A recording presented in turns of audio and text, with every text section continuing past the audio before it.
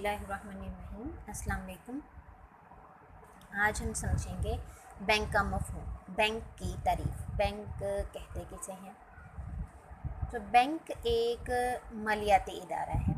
मालियाती इदारा का मतलब कि ये माल वसूल करता है, माल देता है, माल से मुतल्लिक़ हिसाब किताब करता है। सो माल लफ्ज़ से यानी माल का मतलब आप भी आम ज़िंदगी में लेते हैं कि जो ज़र है, जो आपके पास कीमती है।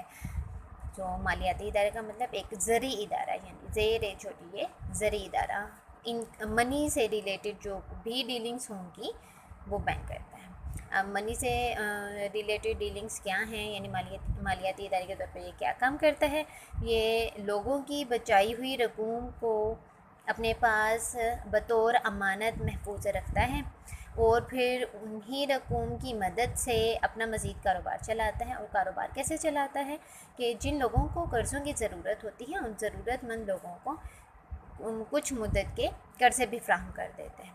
तो इसका मतलब ये हुआ कि बैंक ज़र का कारोबार करता है, यानी लोगों से ज़र वसूल करता है और फिर ज़रूरतमंद लोगों को ज़र कर्ज़ के तौर पर दे देते हैं। इस तरह से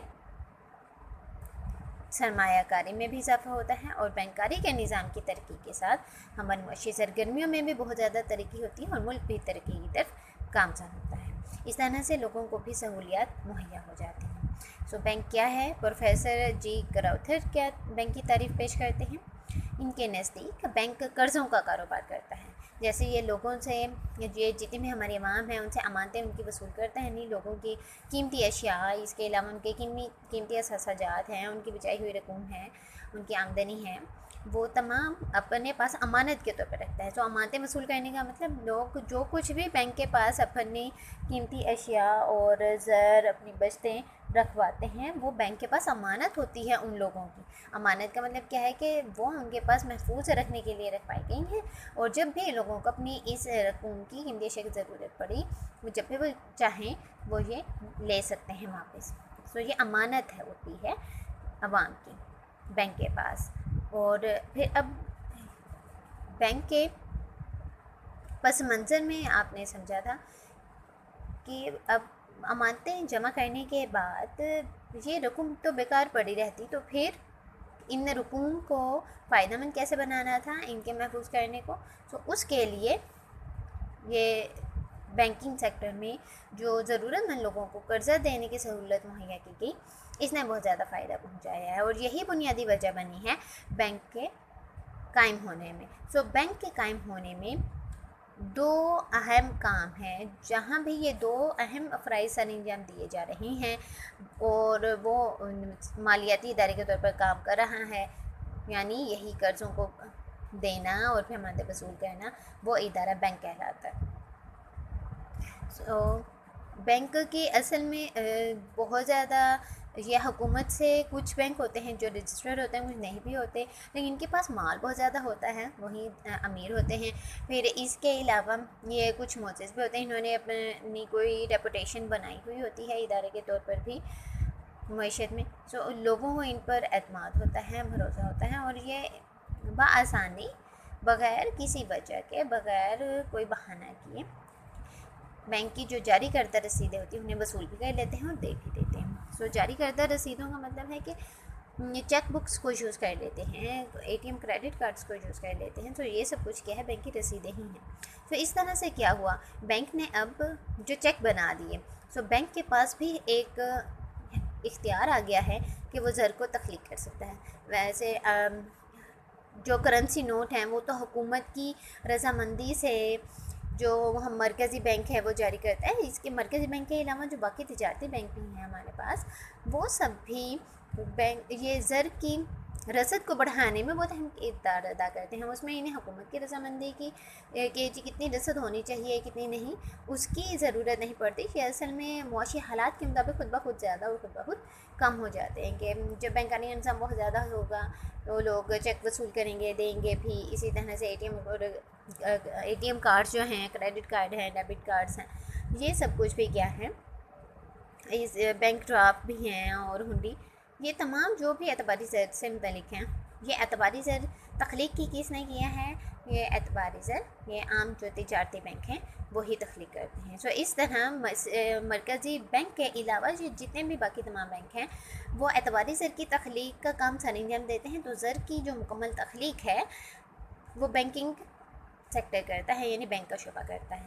تو جو کرنسی نوٹ ہیں، دھاتی زر ہے، وہ مرکزی بینک کی طرف سے ہو جاتے ہیں اور حکومت کے مشترکہ تعاون سے. اور جو اعتباری زر ہے یہ تجارتی بینکوں کی طرف سے ہو جاتا ہے. تو اس طرح سے یہ ایک تحریری اجازت نامے ہو جاتے ہیں باقاعدہ منظور شدہ اداروں کے، جنہیں قابل قبول حیثیت اور معزز حیثیت حاصل ہوتی ہے ہمارے معاشرے میں. تو پروفیسر اسٹرینلے کے نزدیک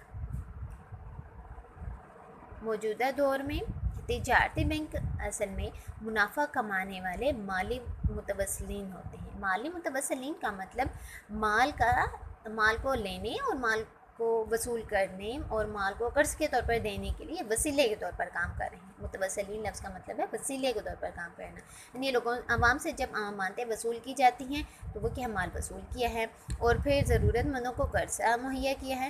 تو یہ سب کچھ جو ریکارڈ رکھنا ہے، اپنے پاس حساب کتاب رکھنا ہے کہ لوگوں کی ہمارے پاس موجود ہیں، کن لوگوں کو قرضے دینے ہیں، کتنا دینا ہے، کتنا نہیں دینا ہے، کتنے لوگ اپنی امانت ایک دن میں واپس طلب کرنے آتے ہیں، کتنے ایک دن میں نہیں آتے، کتنے ایک ماہ بعد طلب کرنے آتے ہیں، کتنے ایک سال بعد طلب کرنے آتے ہیں. تو یہ سب کو جو حساب کتاب رکھنا ہے یہ بینکنگ سیکٹر اور مالیاتی ادارہ کام کرتا ہے. کیونکہ ایک شخص اپنی تمام رقوم کو قرض کے طور پر خود سے چاہے کہ وہ دے تو اسے بہت ساری مشکلات کا سامنا کرنا پڑے گا. اسے ضرورت مندوں کے بارے میں معلومات اکٹھی کرنے میں کافی مشکلات کا سامنا کرنا پڑے گا. تو وہ اس طرح سے بآسانی یہ تمام کا سر انجام نہیں دے سکتا. جبکہ جو بینک ہے ایک مالیاتی ادارہ ہے، اس کا کام ہی صرف یہی ہے، تو اس کام میں مہارت حاصل ہو جاتی ہے اور بآسانی یہ تمام کام سر انجام دے لیتے ہیں. سو مالی متوسلین کے طور پر اصل میں جو تجارتی بینک ہیں یہ کام کرتے ہیں اور منافع کماتے ہیں. منافع کیسے کمائے کہ امانتیں جمع کی اور پھر ان سے قرض کے طور پر دے دیا، پھر جب قرض دانوں سے انہوں نے واپس قرض وصول کیا تو ساتھ میں سود بھی وصول کر لیا. تو اس طرح سے تجارتی بینکوں کو منافع بھی ملتا ہے اور ان کا ملازمین کی تنخواہیں بھی ادا ہو جاتی ہیں اور ان کا کاروبار چلتا رہتا ہے. تو بینک کسی بھی مالیاتی ادارے کو کہیں گے جہاں لوگوں کی بچائی ہوئی رقوم کو بحفاظت اپنے پاس امانت کے طور پر رکھا جاتا ہو اور جو قرضے جاری کرنے کا کاروبار کرتے ہوں اور پھر قرض جاری کرنے کے عوض انہیں منافع ملتا ہو اور اعتباری زر کی تخلیق کرتے ہوں. سو جہاں بھی یہ 4 فرائض کو مکمل ہو رہے ہوں وہ مالیاتی ادارہ بینک کہلاتا ہے. تو آپ نے بینک کی تعریف جو یاد رکھنی ہے، بینک کی تعریف پہلی 3 لائنیں بھی آپ یاد کر سکتے ہیں. اس کے علاوہ یہ آخری جو 4 پوائنٹس بھی آپ کو بتائے گئے ہیں، ان 4 پوائنٹس کو بھی آپ ایک پیراگراف کی صورت میں اکٹھے کر کے لکھیں تو بھی بینک کی تعریف آپ کی بن جائے گی. تو بینک سے کیا مراد ہے؟ بینک ایک ایسا مالیاتی ادارہ ہے جو لوگوں کی بچائی ہوئی رقوم کو زر محفوظ کی حیثیت سے اپنے پاس رکھتا ہے اور ضرورت مندوں کو ان کی ضرورت کے وقت قرضے فراہم کر کے منافع کماتا ہے اور یہ زر کا کاروبار کرتے ہوئے اعتباری زر کی تخلیق کا کام بھی سر انجام دیتا ہے. سو ایسے مالیاتی ادارے کو ہم بینک کا نام دیتے ہیں.